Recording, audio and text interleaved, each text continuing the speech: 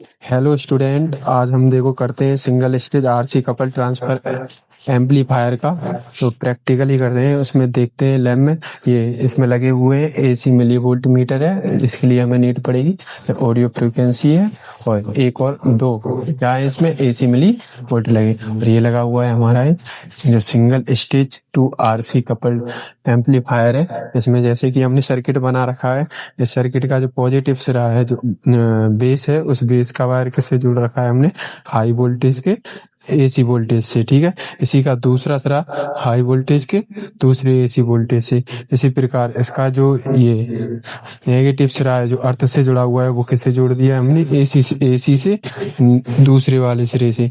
इसी प्रकार इन दोनों का जो ऑडियो फ्रीक्वेंसी है, ऑडियो फ्रीक्वेंसी का एक सिरा जो ये पॉजिटिव है उसे आउटपुट देगा, जिससे हमने किससे जोड़ दिया है हाई फ्रीक्वेंसी से। और जो लो वाला है आउटपुट के लिए, वो किससे जोड़ दिया है लो फ्रीक्वेंसी से। इसी प्रकार हमारा सर्किट क्या होता है कंप्लीट। तो अब इसमें हम टेबल में क्या करेंगे, हम मान कैलकुलेट करते हैं। तो उसके लिए देखते हैं हमें क्या क्या रिक्वायर्ड पड़ेगी।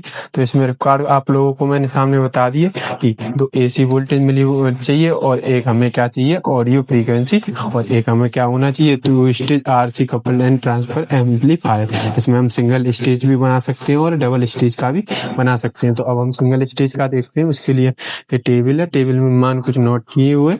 अब देखो मैं आपको करके समझाता हूँ।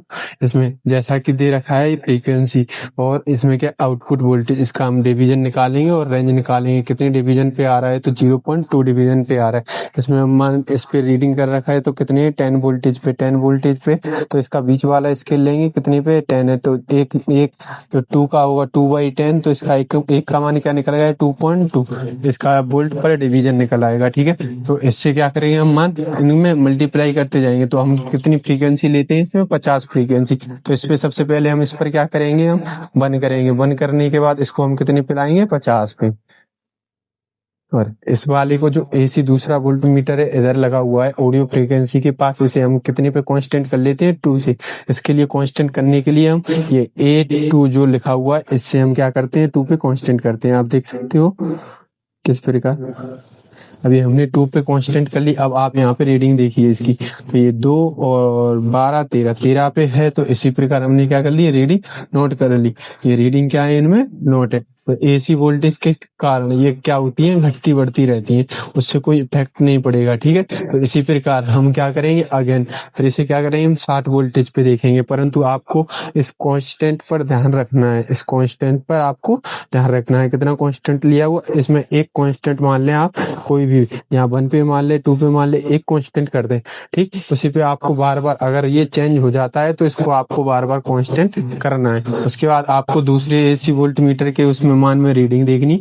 आप देख सकते हो ये कितने पे जा रहा है 14 पे जा रहा है। तो उससे अगेन हम क्या करेंगे रीडिंग नोट कर लेंगे। ठीक है, तो इसी प्रकार कंटिन्यूअस फिर से 17 पे करेंगे इससे वोल्टेज पर। ठीक है, अब ये आपको विशेष ध्यान रखना है कि 1 10 100 एंड, तो 1 का मल्टीप्लाई 50 में करेंगे तो 50 आएगा, और 10 का मल्टीप्लाई 50 में करेंगे इतना हो जाए 500, और 100 का मल्टीप्लाई 50 में करेंगे कितना 5000। इसी प्रकार तो कंटिन्यूस मान क्या करेगा इंक्रीज करता जाएगा। तो हम क्या करेंगे छोटी वैल्यू से लाख तक क्या करेंगे हम इसमें वैल्यू फाइंड करेंगे। ठीक है, इसी प्रकार एंड सो ऑन। ये टेबल है, टेबल में मैंने 50 60 70 100 ऐसे 200 300 400 500 1000 2000 3000 20000 और कहाँ तक वैल्यू फाइंड की है 80,000 तक। तो ठीक है, इसमें ग्राफ क्या करता है पहले धीरे धीरे क्या कर रहा है इंक्रीज कर रहा है, फिर एक क्या चल रहा है कांस्टेंट। जैसे इसमें आप वैल्यू देख सकते हो, पहले ग्राफ क्या करा 7 8 9, तो ये क्या करा एकदम इंक्रीज करा। तो फिर ये धीरे धीरे क्या हो गया 14 14 14, तो मतलब एक स्ट्रेट लाइन में। ठीक है, आप लोग आई होप ये समझ आया होगा। यदि अच्छी लगी तो अपने